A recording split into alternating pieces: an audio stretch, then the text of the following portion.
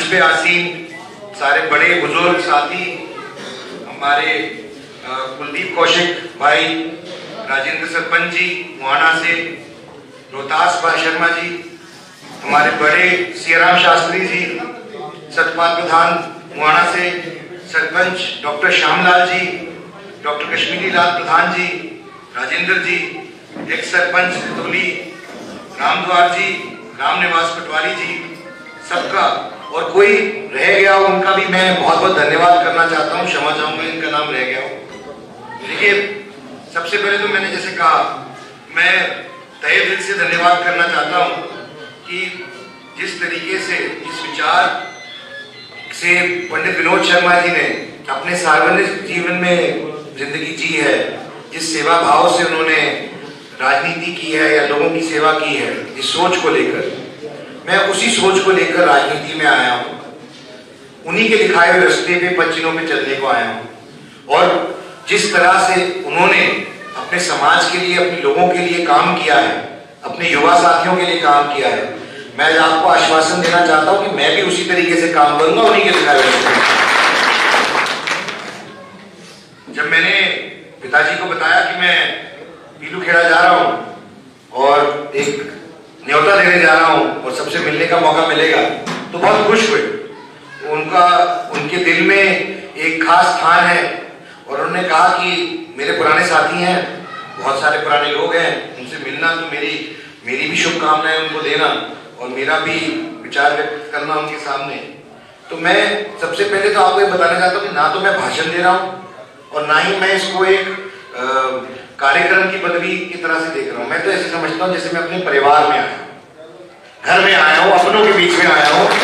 बड़ों बुजुर्गों के बीच में आया हूँ, आपका आशीर्वाद लेने आया हूँ, भाइयों का साथ लेने आया हूँ, और जो छोटे हैं उनको ये वादा करता हूँ कि मैं आपकी मदद करूंगा, आप एक रास्ता आपको दिखाने। देखिए, मेरा ये मानना है कि हमारे को आने वाले समय में देश दुनिया बदल रही है, समय बदल रहा है और एक सकारात्मक सोच के साथ आगे बढ़ना है। विनोद शर्मा जी ने हमेशा लोगों की लड़ाई लड़ी, समाज की लड़ाई लड़ी, हक की लड़ाई लड़ी, चाहे वो ईपीजी में हमारे को अपना हिस्सा दिलाने की बात रही हो, चाहे वो थोड़ी की जमीन का हक दिलाने की बात रही हो, चाहे इंटरव्यू सिस्टम खत्म करके पारदर्शिता लाने की बात रही हो। पंडित विनोद शर्मा जी ने हमेशा ये लड़ाई लड़ी, आपकी लड़ाई लड़ी, लोगों के सरोकार की लड़ाई लड़ी। मैं आज उन्हीं के दिखाए रास्ते पे चल रहा हूं और मैं कोशिश करूंगा, जैसे मेरे से पहले सरपंच जी ने, कुछ वक्ताओं ने ये बात रखी, मैं जानता हूं क्या समस्याएं हैं आज के युवाओं की, मैं समझता हूं क्या समस्याएं हैं हमारे भाइयों की, और जो काम उस वक्त पंडित विनोद शर्मा जी कर रहे अपने कार्यकाल में, आज जब उसको देखते हैं तो समझ में आता है कि किस तरीके से उन्होंने उसको कार्यान्वित करने का काम किया। तो मैं आपको आश्वासन देता हूं कि एक सांसद के तौर पर, क्योंकि मेरे सांसद बनने में एक बहुत बड़ा हाथ आपका भी है, समाज का भी है, पंडित विनोद शर्मा जी का आशीर्वाद भी है, और इसी के साथ साथ इसी कड़ी में मैं कहूंगा कि हमारे प्रदेश के मुख्यमंत्री श्री मनोहर लाल जी का भी है, क्योंकि उनके साथ के बिना मैं राज्यसभा सांसद नहीं बन पाता। तो मैं आज, मेरा जो मुख्य आने का कारण था,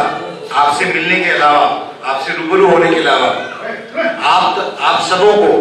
आने वाली 11 तारीख के लिए, 11 तारीख को न्योता देने के लिए आया हूं, जो एक महाकुंभ परशुराम जी के नाम में हो रहा है, उसमें हिस्सा लेने के लिए आप आए। और ये इसलिए भी जरूरी है क्योंकि हम अपनी आवाज रखें और अपने हक की बात रखें, और मुझे पूरा विश्वास है जिस तरीके से 36 बिरादरी का काम की, 36 बिरादरी की मदद से मैं राज्यसभा सांसद बन पाया हूं। मुझे वोटें सारी बिरादरियों ने दी, तब जाके मैं राज्यसभा सांसद बना हूं। और हमारे समाज की सबसे बड़ी खूबी है कि हम काम सबके लिए करते हैं, सिर्फ अपने लिए नहीं करते। अपने लिए तो करते हैं, सबको साथ ही लेके चलते हैं। हमारे ब्राह्मण समाज ने आजादी की लड़ाई से लेकर देश के नवनिर्माण तक देश की प्रगति के अंदर हमेशा से अग्रसर होके बढ़ चढ़ के हिस्सा लिया है, कंधे से कंधे मिला के लिया है। लेकिन पिछले कुछ वर्षों से किन्हीं कारणों से हम लोग पीछे छूट रहे हैं। तो मैं आपको सिर्फ आश्वासन नहीं देता हूं, मैं आपको ये बात का पूरा भरोसा भी दिलाता हूं कि मैं अपनी पूरी ताकत लगाऊंगा कि हम आगे चलकर समाज का भला कैसे कर सकें, समाज की जो जरूरतें हैं उनकी पूर्ति कैसे हो सके, जो बातें हैं उनको कैसे सरकार के आगे रख सकें, अपनी बात, अपने हक की बात रख सकें, और साथ साथ हम अपने हक की बात, अपने हक की चीजें कैसे हमें मिल सके। मुझे पूरा भरोसा है कि मनोहर लाल खट्टर जी छत्तीस बिरादरी को साथ लेके चलने वाले व्यक्ति हैं, और उन्होंने जिस तरह से मेरी मदद की मेरे चुनाव में जीतने में, मुझे पूरा भरोसा है कि वो हमारे समाज की जो डिमांड है उसको भी पूरा करने में हमारा साथ देंगे, हमारी बात करेंगे। इसीलिए मैं आपको निवेदन करना चाहता हूं कि जितनी ज्यादा से ज्यादा संख्या में आने वाली 11 तारीख को हम जाएं, अपने आप को सक्षम बनाएं, कि अपने आप को एक सशक्त तरीके से वहां पे रखें ताकि हमारी बातें और हमारी डिमांड मानी जाए, और आगे जो कि वाजिब है, जरूरी है और समय की डिमांड भी है, जो जितनी भी बातें आज रखी गई हैं इन सब बातों को हम उस पटल पे भी रखेंगे, और मुझे पूरा भरोसा है कि हमारी बातें मानी जाएंगी। मैं बहुत ज्यादा समय नहीं लूंगा।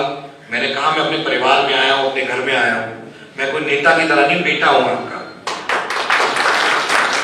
और हमेशा आपके साथ खड़ा हूं, आपके साथ रहूंगा। जो भी मेरे अधिकार क्षेत्र में है वो भी, और उसके बाहर भी मैं पूरी तरह से कोशिश करूंगा आपकी मदद करने की। लेकिन एक बात जरूर बोलूंगा कि कहीं ना कहीं हमें भी सोचने की जरूरत है कि हम लोग पिछले कुछ सालों में क्यों पिछड़े हैं, हम क्यों पीछे रह गए हैं। इतिहास गवाह है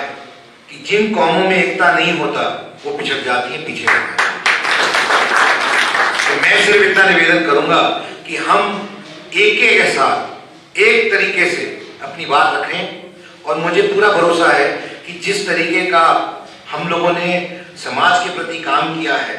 पूरे समाज में, और जो जैसे कहा गया कि जो मेरे परिवार ने, मेरे पिताजी ने, श्री विनोद शर्मा जी ने जिस तरह से काम किया है, उसी तरीके से मैं भी पूरी कोशिश करूंगा